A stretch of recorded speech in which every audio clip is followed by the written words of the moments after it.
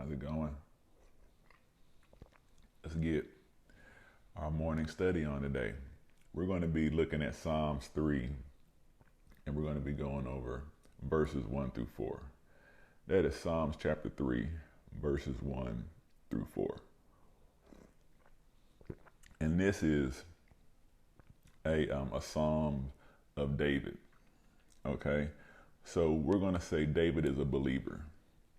So David is going to represent the voice of a believer, somebody who has faith within themselves, who depends on this voice to guide them and direct them and where they need to go, and also obeys the voice that is not afraid of the assignments that is given by their inner you.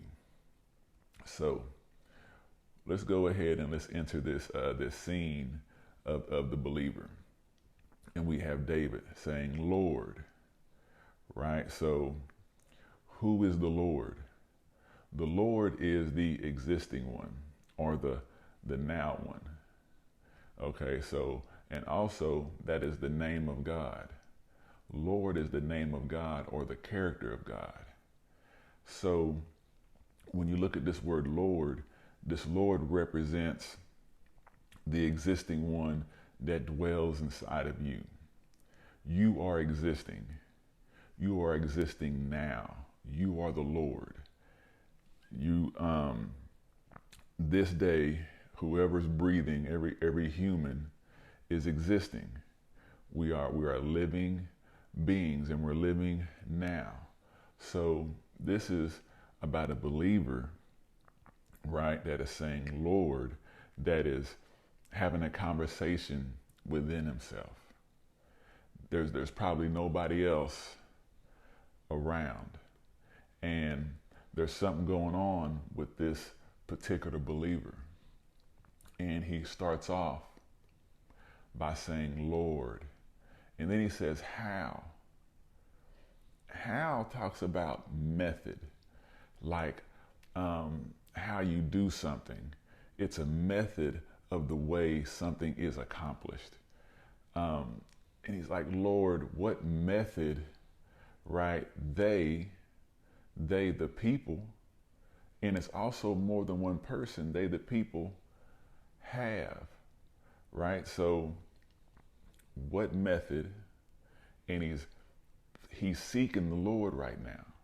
He is asking the Lord a question. He is seeking within himself the answer. This is a form of prayer when we go internal and seek a divine answer from within, or when we're seeking comfort.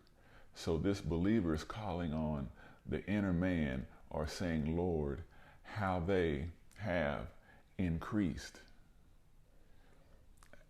How the method, right? How the method of the people increased. Is that a true statement? Has something increased in your life? Has a method of something? But this says, increased who trouble me, right? How they, right? How they have increased. There's been some kind of method that these people who is troubling him has increased. It's getting tight. It's troubling. It's getting tight. And when things get tight, that's what trouble feels like. Have you ever been confined in a tight spot? Or have you ever talked to somebody who does not like being confined in tight spaces? But this type of tightness is increasing, is getting more narrow. And he says, man, Lord, how they increased, these people who make it feel so tight for me. I feel restrained. I feel like I'm in captivity. I feel bound. And so with some kind of method, this believer is saying that this tightness from others is increasing and it's getting tighter. The world might be getting tighter. I like this because David understands, and because it's written, it helps us to understand in this scene that David is in. It's not a good scene. There is things that are happening to him that's making things tight in the world, tight to exist in. And many are they who rise up against me.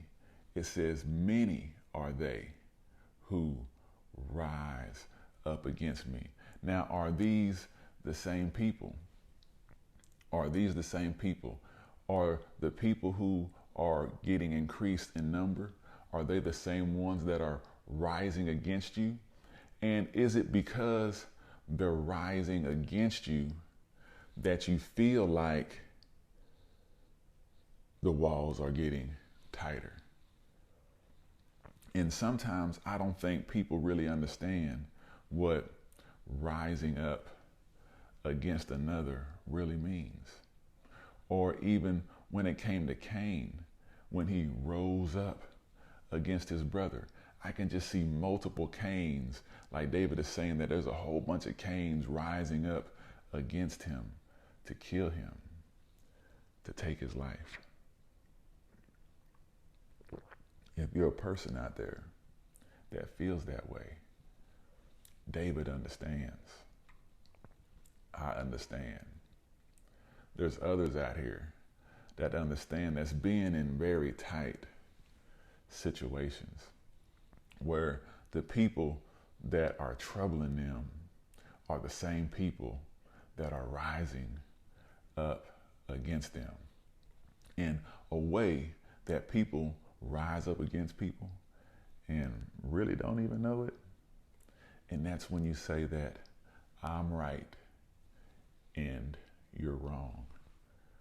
Because if you're wrong and I'm right, I'm above you.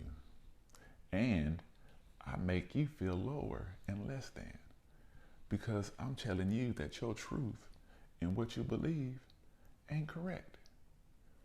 And not even that, I might even put the words in such a way that I might even convince you that you are not correct, making you feel within yourself that you're less than.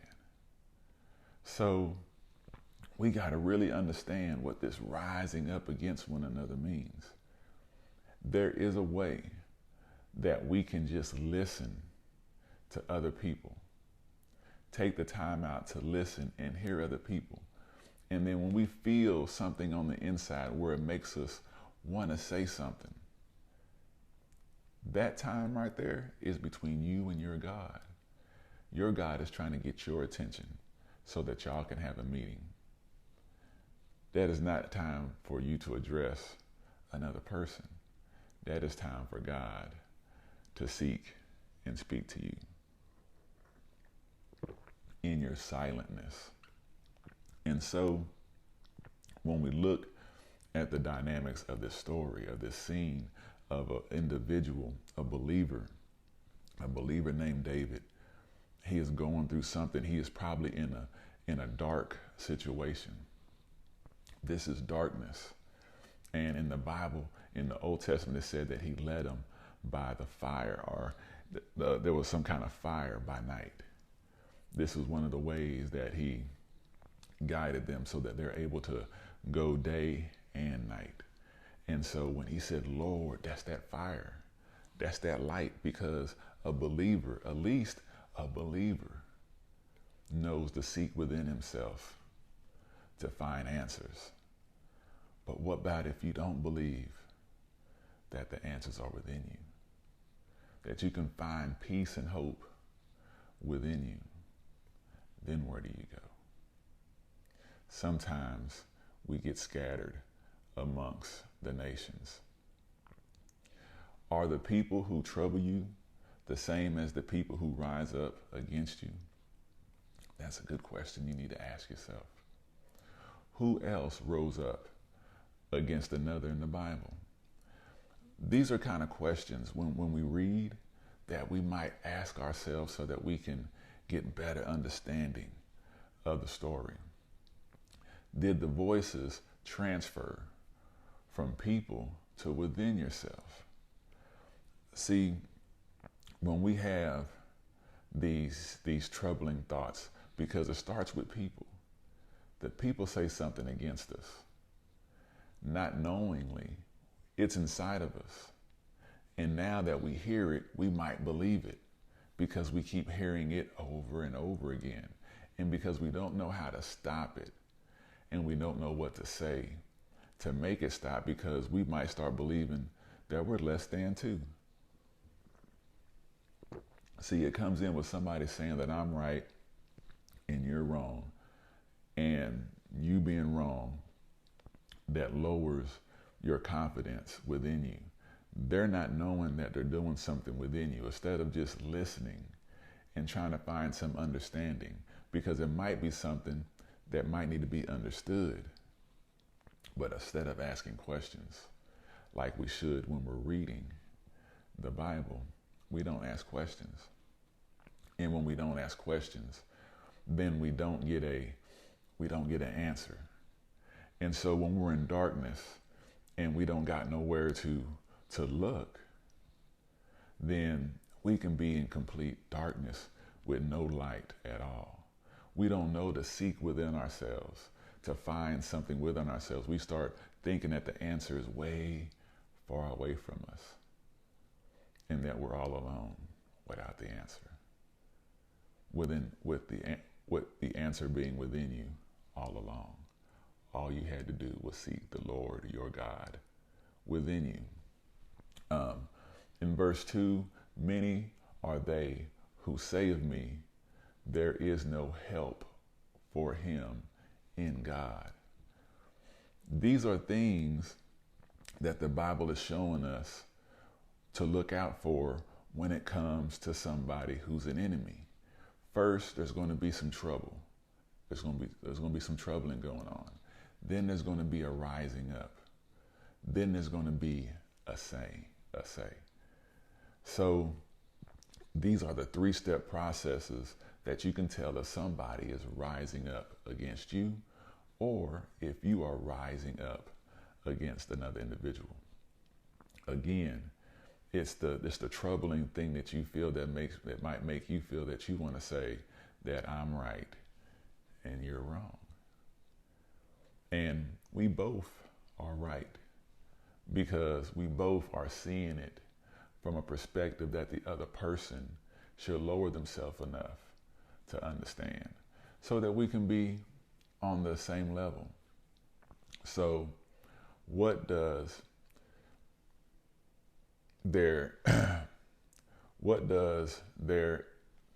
it mean when it says there is no help for him in God? Now, again, there is no help for him in God. There's people who are saying there is no help for him in God. What does that translate?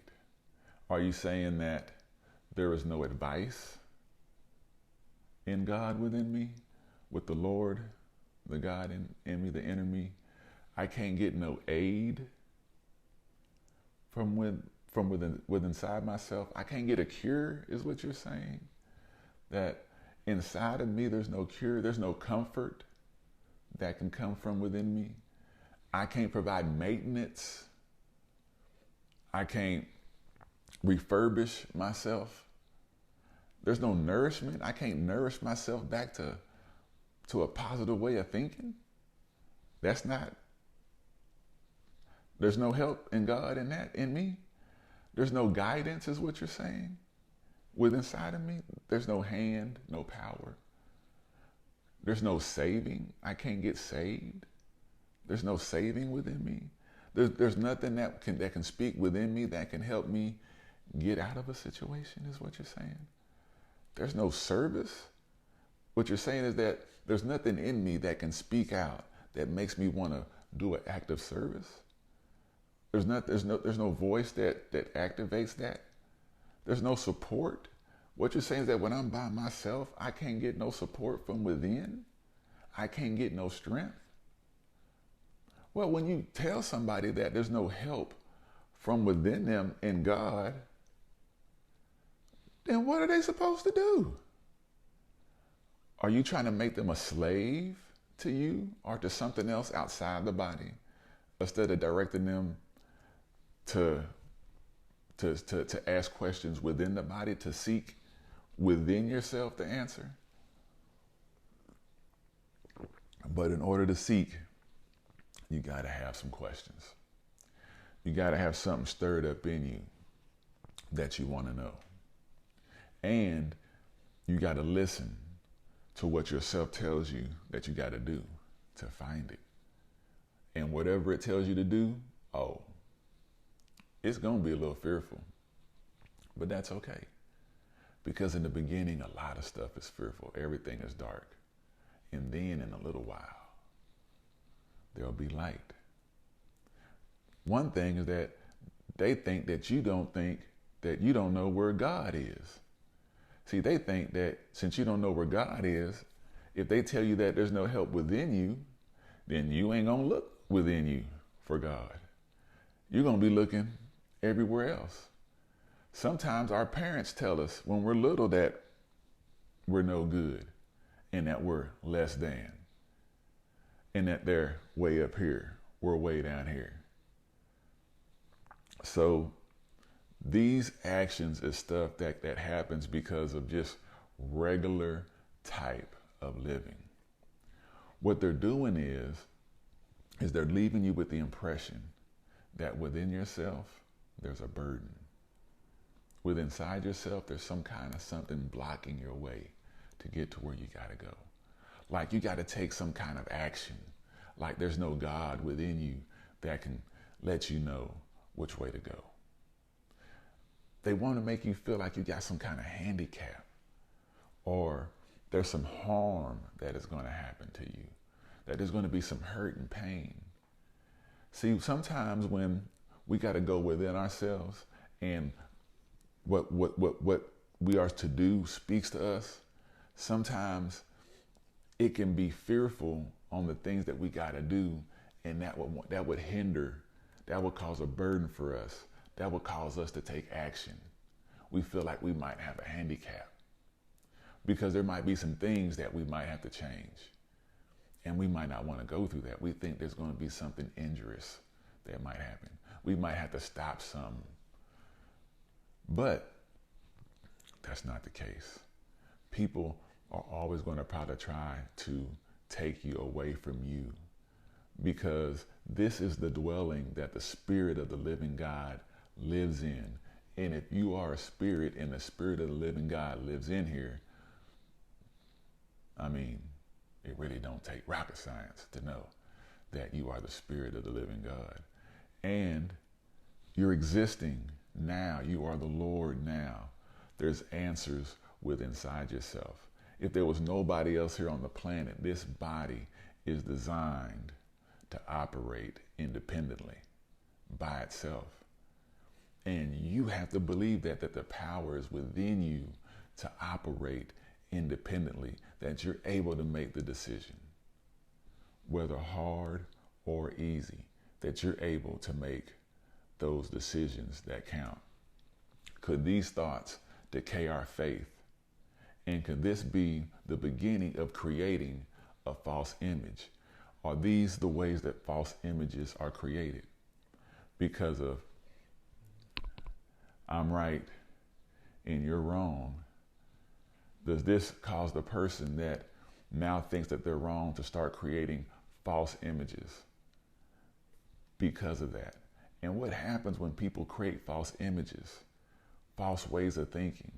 When something that God calls good, people start calling not good.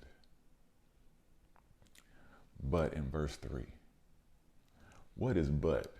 Sometimes the Bible even teaches you a little English. But means a contrast.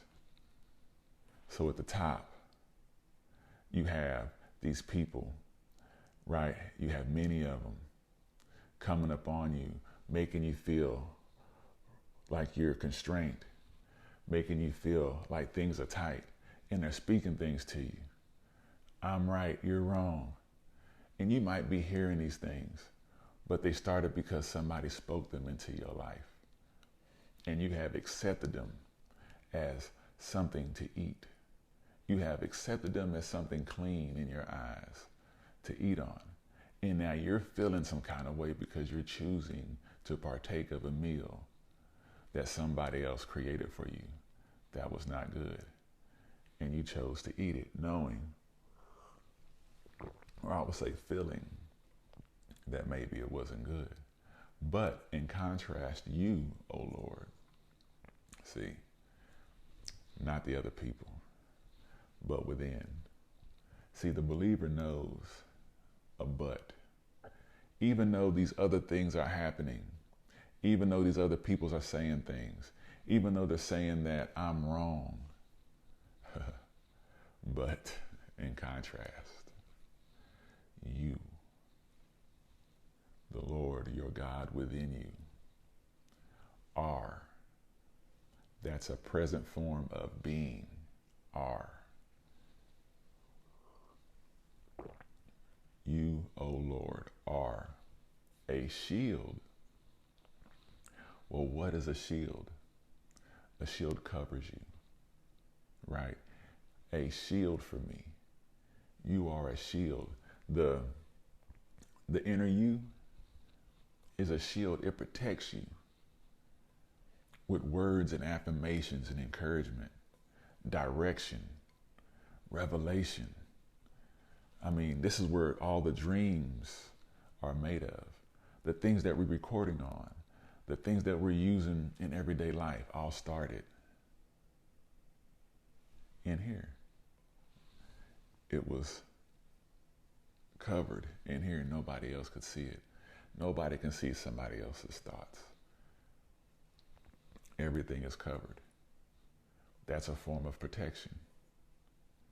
Also, it says, my glory, right? My reputation.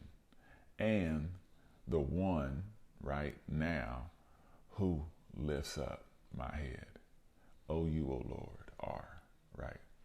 Present tense, right now. A shield. The reason why I love to study, because when I study, this provides a shield. It gives me something to look into. It gives me another way to see life. Within me, there's a covering. When I was thinking about taking my life, it's what was spoken within me that I listened to that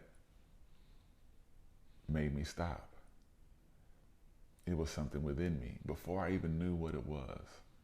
It took me studying and reading the Bible to even know that it was the Lord God within me speaking to me then. I just didn't understand it was his voice. I didn't understand that was him trying to cover me, trying to protect me. And I was going against it because I didn't know. And I was still going through. But I was still covered then too. Because I didn't get what I deserved. Well, whatever. Nobody ever gets what they deserve. That's why we always got to be humble. Right? Because also, oh, you, O Lord, are presently, right now, my glory and reputation. Your grace and mercy. Your reputation is my reputation.